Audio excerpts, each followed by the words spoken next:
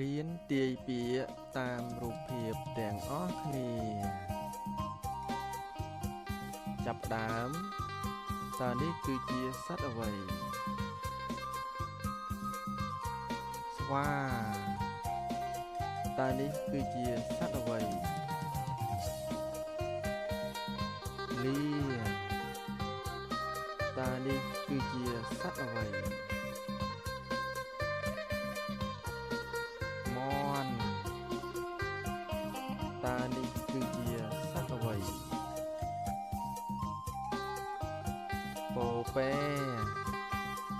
តើនេះគឺជាសត្វអ្វីបង្កងតើនេះគឺជាសត្វអ្វីឆ្មាតើនេះគឺជាសត្វអ្វី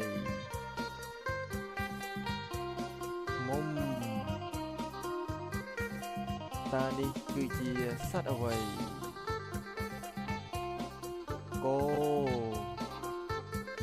តើនេះគឺជាសត្វអ្វីខ្លាតើនេះគឺជាសត្វអ្វីកបចប់